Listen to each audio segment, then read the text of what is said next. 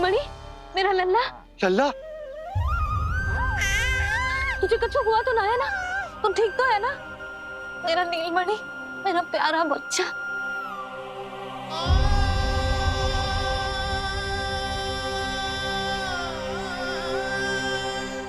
भोला, बंसी, ये सब क्या है?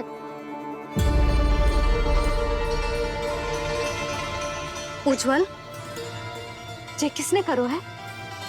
और देख, कहानी मत सुनाइयो। उज्जवल पुत्र, कैसे हुआ ये सब? किसने किया? और किसने? महाबली नीलमणि ने बड़ी ताई जी।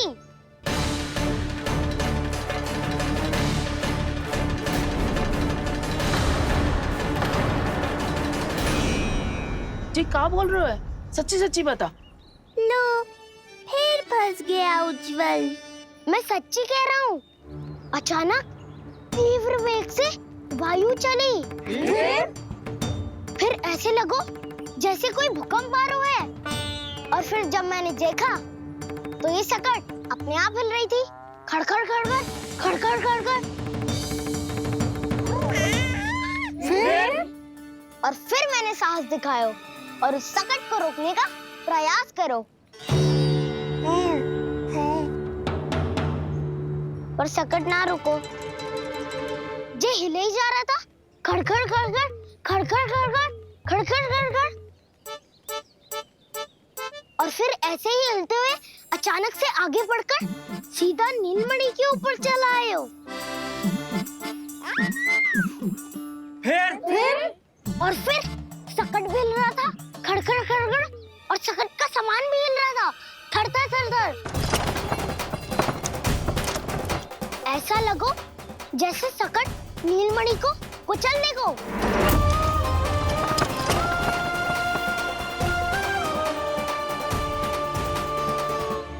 पर तभी जे जाग गए हो। इसने खींचकर अपने पांव का प्रहार करो और चीख गया सकट आकाश पे।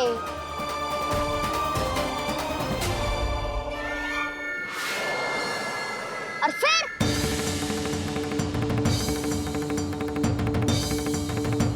धड़ाम, सब भूमि पे गिरकर चकनाचूर।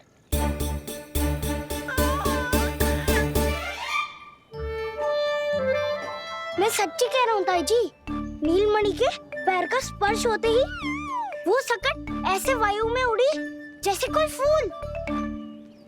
अच्छा, और जो तेरे हाथ में ये माखन है, ये भी अपने आप उड़ के आ गया होगा ना? हाँ, मैं सच्ची कह रहा हूँ। सदा बड़पोलापन, ये अच्छी बात ना है लल्ला।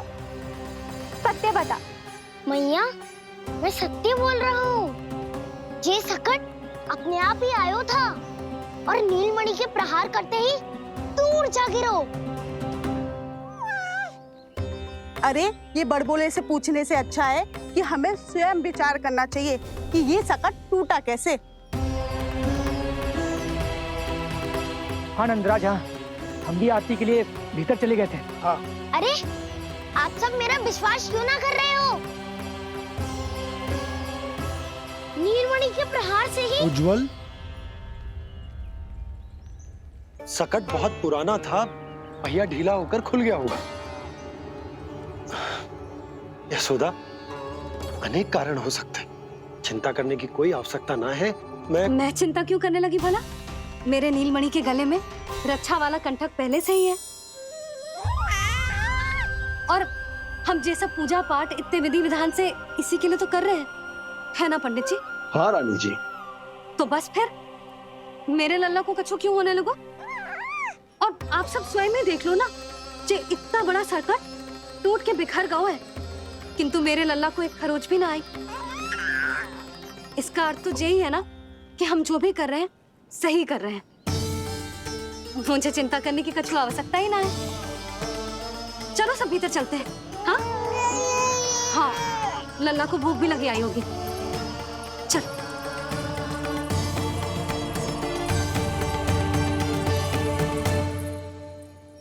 नंदराज जी, अब हमें भी आज्ञा दीजिए। प्रणाम पंडित जी। ध्यान कहाँ था तुम दोनों का? और अधिक सावधान रहने की आवश्यकता थी ना? क्षमा कीजिए नंदराज।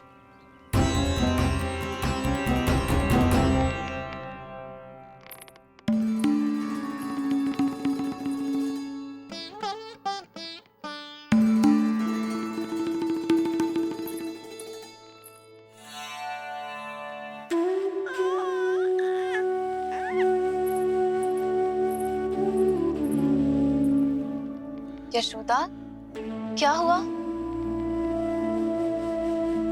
बोलो ना, क्या सोच रही हो? मुझे बहुत चिंता हो रही है जीजी। मेरे लल्ला के साथ कुछ ना कुछ दुर्घटना होती रहती है। अरे, अभी बाहर ही तुम सबको समझा रही थी, अब भीतर आते ही क्या हो गया तुम्हें? बाहर समझाने वाली मैं ना थी जीजी, वो तो गोकुल की रानी जसोदा थी। किंतु भीतर से मैं अपने नीलमणि की मैया हूँ, बस। और एक मैया को कितनी चिंता होती है, इसे आपसे अधिक कौन जान सकता है। बहुत बड़ा धक्का लगा है मैया को इस घटना से। अब तो ये मेरी रक्षा के लिए और भी अधिक चिंतित हो जाएंगी। यंत्र का कंठक, पूजा पाठ, इतने सारे प्रहरी, सुरक्षा के प्रबंध, यदि इतने सबके बाद भी मैं अपने लल्ला की रक्षा न कर पाई तो मुझसे अधिक अभागी कौन हो सकती है। मैं तुम्हारे मन की दशा समझती हूँ यशोदा। इसी चिंता के कारण ही तो मैंने आज तक अपने पुत्र को छुपा कर रखा है। मैं जानती हूँ चिच्ची, मैं समझती हूँ। मैंने तो नीलमणि के लिए इतने सारे संस्कार भी करो है, पूजा पाठ की है, किंतु मैंने तो आज तक अपने पुत्र का एक भी संस्कार नहीं किया है। आंसू पोंछ लीजिए बड़ी माँ, शीघ्र ही सब कुछ ठीक हो जाएगा। जब मैंने उसे जन्म दिया, उसके बाद से आज तक न उसे घर के बाहर लाई हूँ, न कोई संस्कार किया है। मैं तो उसका नामकरण भी नहीं करवा पाई हूँ यशोदा। उसके जन्म के समय स्वामी ने ये संदेश भिजवाया था कि उस कंस को हमारे पुत्र के बारे में तनिक भी भनक नहीं पड़नी चाहिए। तब से आज तक भय के छाव में जीती आई हूँ कि वो कंस कहीं हमारे पुत्र को भी ना मार दे, जैसे देवकी के सारे संतानों को मार दिया है। ये आशंका कभी सत्य नहीं होगी बड़ी माँ, मैं हूँ ना। माँ अपनी संतान के मन की बात बिना कहे ही समझ जाती है। आप भी समझ जाओ ना मैया।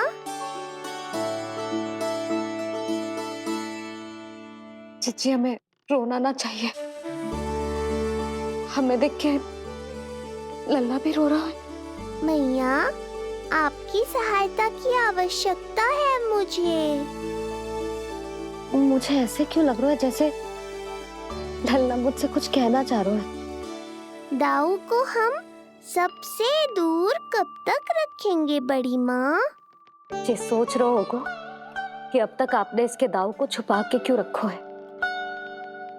मैं उनसे मिलना चाहता हूँ मैया। चिच्ची, कितना मन करता होगा ना इसका अपने दाऊ से मिलने का। और आपके लल्ला का भी तो मन करता होगा ना कि अपने छोटे भाई को मिले। कितनी बातें करते हैं हम दोनों की इनके सामने। हाँ यशोदा, मैं भी अपने पुत्र को नीलमणि के बारे में सब कुछ बताती हूँ। तो बस फिर हमें साथ साथ रखिए ना। मेरा आधा हिस्सा है वो, उनके बिना मैं अधूरा हूँ मैया। ये दोनों भाई एक दूसरे के बिना अधूरे हैं जीजी। हमें इन दोनों को साथ ही रखना चाहिए। आप ही सोचो, यदि नीलमणि की रक्षा होगी तो आपका लल्ला भी तो सुरक्षित रहेगा। तुम सच कह रही हो यशोदा। हमें इन दोनों को मिलाना चाहिए और साथ में ही रखना चाहिए, सुरक्षित। तब तो शीघ्र ही पंडित जी को बुलाकर हमें शुभ मुहूर्त निकलवाना चाहिए। शुभ मुहूर्त? हाँ, शुभ मुहूर्त। दोनों भाइयों के मिलन के साथ साथ उनका नामकरण संस्कार भी करवा देते। अब अपने दाऊ से मिलूंगा मैं।